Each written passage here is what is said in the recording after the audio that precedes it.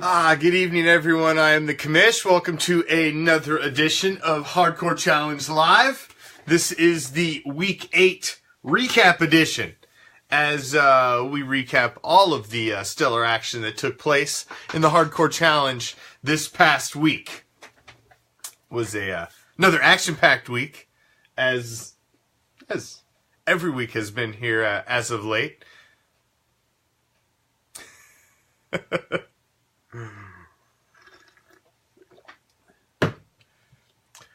We'll get to you later, big dog. We'll get to you later. We're saving the best for last in your case.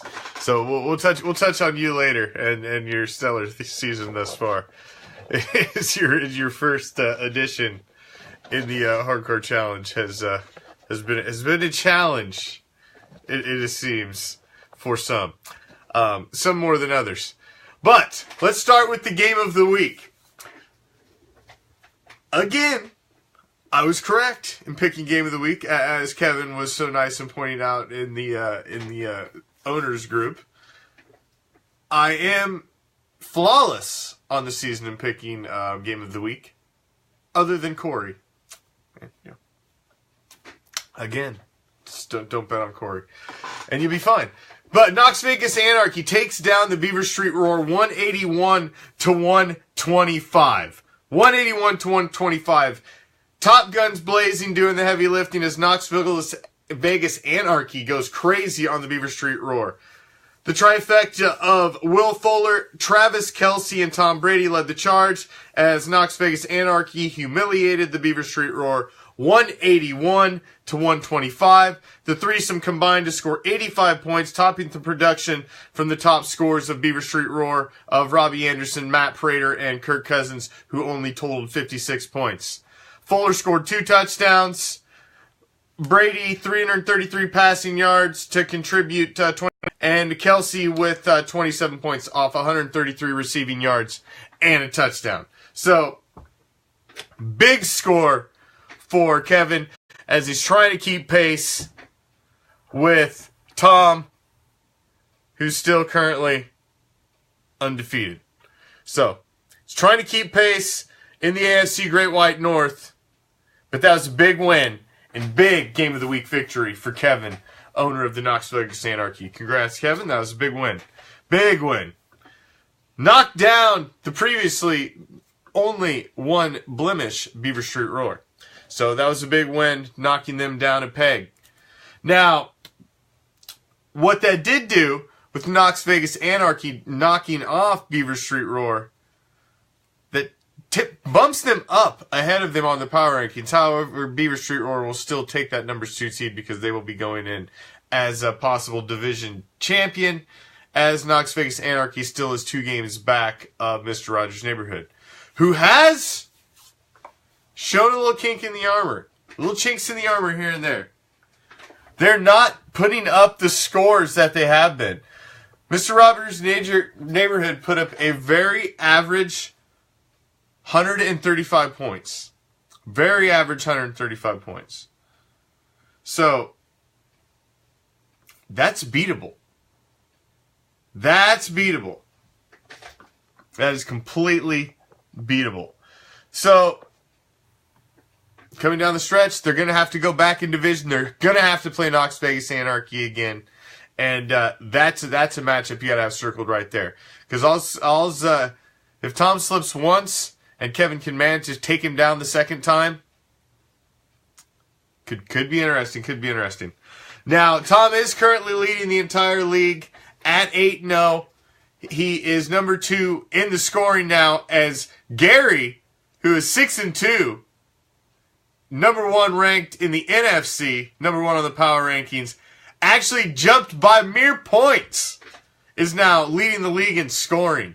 As Gary Skull Crushers, they've taken a couple losses, but Gary has a squad and they're putting up points as they are 6-2 and leading the NFC right now, currently the number 1 seed in the NFC.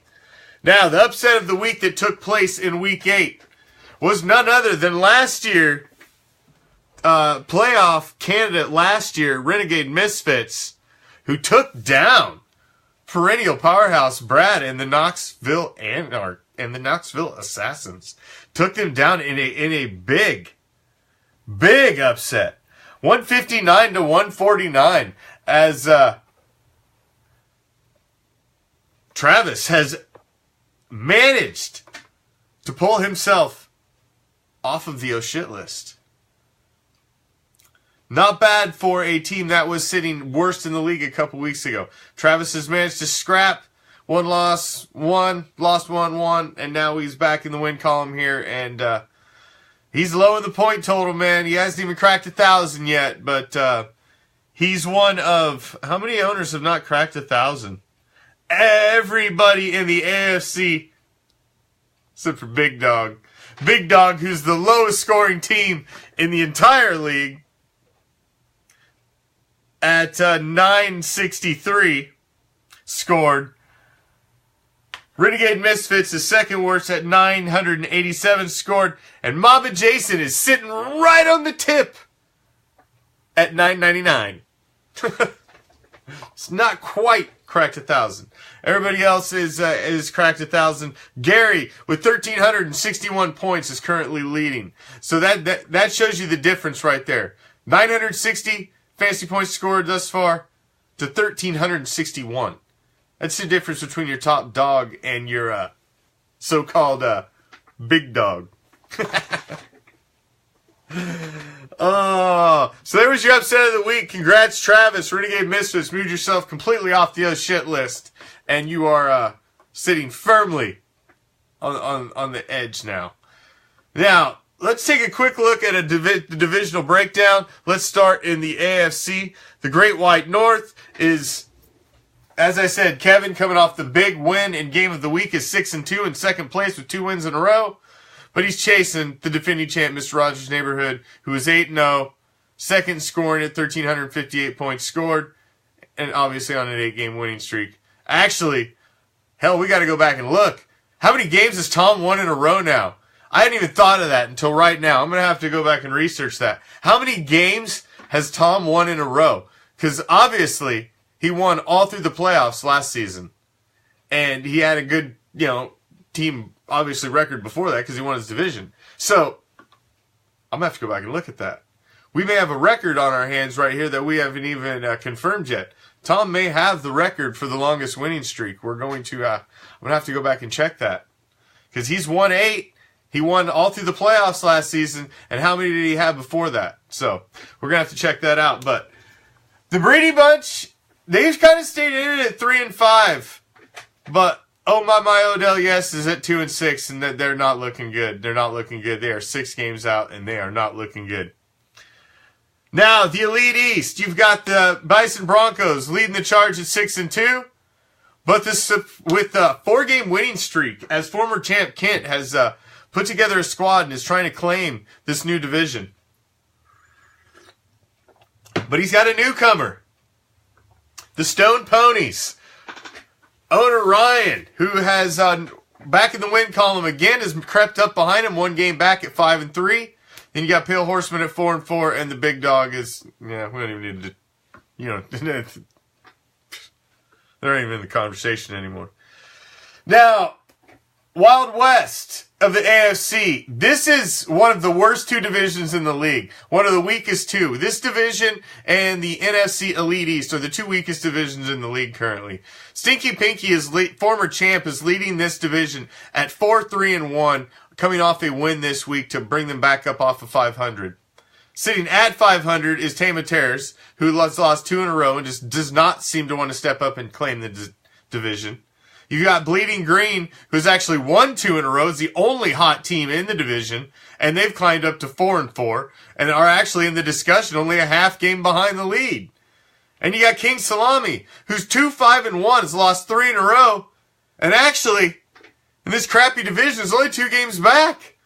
So, the Wild West is still anybody's game, so nobody is out of it in that division at all. Now, the Dirty South, you have the Beaver Street Roar, who dropped from 6-1 to 6-2, but they're still holding a firm stranglehold on the AFC Dirty South, as All-Pro Afro lost, Actually, the whole division lost, including the Beaver Street Roar. So All Pro Afro has lost 2 straight to drop to 3-5. Silver and Black Attack, my team, has lost a tough one to drop to 3-5, and Zeke and Destroy lost again to drop to 2-6. That's your quick breakdown of the AFC. Now in the NFC, Skull Crushers, number 1 overall in the NFC, is leading 6-2, a 2-game winning streak after dropping their second game.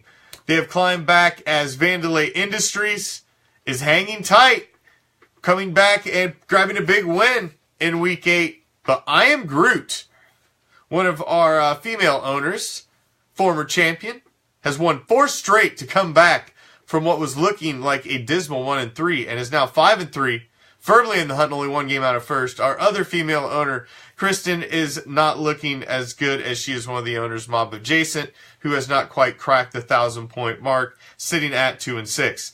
Now, as I said earlier, the Elite East in the NFC is one of the 2 worst divisions in the league right now.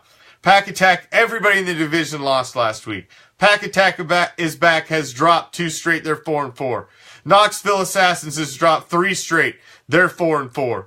Take It Deep has lost 3 straight. Hell, they've lost 3 straight, they're 3-5 and only a game out of first. The Bears, who have just sucked from the start, are actually only 2 games out at 2-6. And they're only actually the hottest team in the division, only having lost 1 in a row. So that division is still anybody's game. All of a sudden, Zach's in the playoff hunt and had no freaking idea. The Wild West, new owner Scott, owner of Ghostman, at 6-2, is looking like they're trying to step and take hold of this new division. But Mo Betta Butta, and all of a sudden the streaking and surprising Donkey Punch, who has won 4 straight, are both 5-3 and nipping firmly at his heels. As Renegade Misfits, who is, like I said, scrapping back into it at 3-5 and only 3 games off the lead, crazier things have happened. Now the Dirty South of the NFC is seeing Average Joe with 3 straight wins as everybody else in the division lost, jump up and is now taking the lead over Joey's Tank Top, who formerly Achilles, who had the ownership change midstream, few games in, and the new owner has seemed to just absolutely run them into the ground as they have lost 4 straight, and you wonder if this new owner was qualified to take this team. Starting to question that, as he has taken a team that looked like it was one of the best in the league and out of the gate and drove it into the ground over the last month, losing 4 straight, now 4-4. A team that was number 1. The Bandits at 3-5 are not out of it yet, even though they've dropped 2 straight. They need to get a win. They're only 2 games back, and the Dirt Dogs are 2-6. That brings us to our oh shit list for the week. Which owners are currently saying oh shit? Because there's some of you that should be saying oh shit, because it's basically damn near over. You lose again, and it's over. Not only do you need to pretty much win out, you need all kinds of crazy shit to happen, stars align, and to even think about you making the playoffs. So, let's start number 5 on the oh shit list. In the AFC, Great White North. Bob, owner of the Brady Bunch, at 3-5. Actually, a win this week. But that win doesn't matter with 5 losses when you're chasing a team that's 8-0. You're saying oh shit. Especially in the second place team 6-2. You're saying oh shit. The Dirt Dogs. NFC. Dirty South. Oh yeah. You're saying oh shit. 2-6. Thought you won one last week. Thought you was coming back, and then you lose again. And now you're really saying oh shit. Because it ain't looking good for you. It ain't looking good for you. You guys are they're just keeping you alive, man. You guys are on life support. Now, as we creep up this list, the life support, they're holding you. Your family's already starting to talk in the whispers. Should we both Should we pull the plug? Do you think they're dead? No. Well, let's see if they come alive. That's basically where you guys are at. Mob Adjacent, new owner, Kristen, one of our 2 female owners, 2 and 6, sitting at $9.99, tipping on the tip of 1,000. Number 3 on the oh shit list. Chasing 6 and 2. Number 1 team in their division. 2 other teams are 5 and 3. It's just, good part of her remaining schedule is playing those 3 teams. That's an oh shit. AFC Dirty South, sitting in the cellar. Had the number 1 pick overall. Mikey, Zeke and Destroy. 2 and 6. Chasing a 6 and 2 team, 4 games out of first place. Oh shit. And leading the race. Number 1 on the oh shit list. When you're 2 and 6, and you're looking up at 8-0 and 6 and 2 in the AFC Great White North, you're gonna say, oh shit. Oh my, Odell, yes. You're gonna say, oh shit. Then that brings us to our new list. Like I said, the 5 owners I just mentioned, Brady Bunch, Dirt Dogs, Mob Adjacent, Zeke and Destroy, oh my, Odell, yes.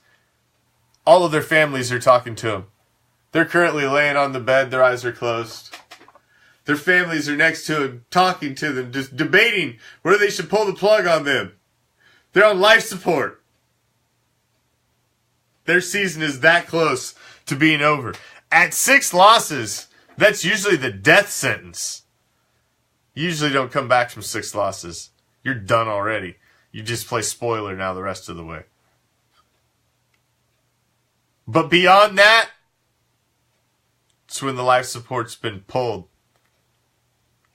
Your ass flatlines. And you're dead. You're just a walking corpse. Just getting in people's way now. On their way to the playoffs. And Big Dog, welcome to Night of the Living Dead. You are nothing more than a walking corpse now in the league. Because you are officially flatlined.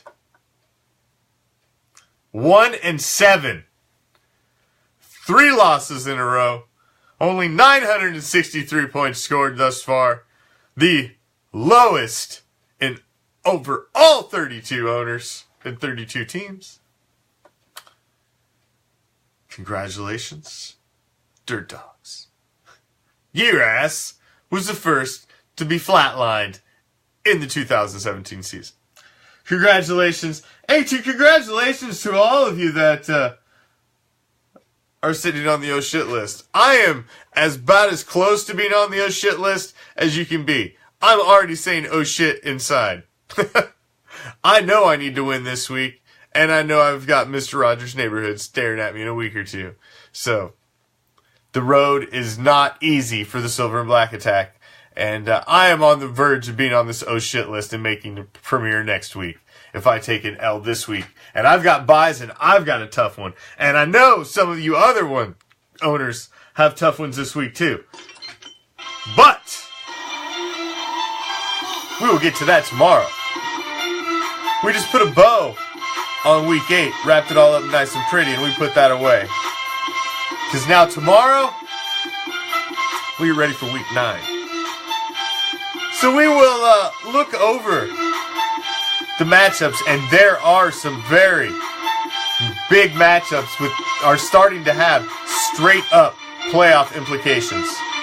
So the game of the weeks from here on out are going to be game of the weeks where these 2 owners are really trying to frickin' win, because these are going to start to be big matchups with big playoff implications that are going to start to shake things up.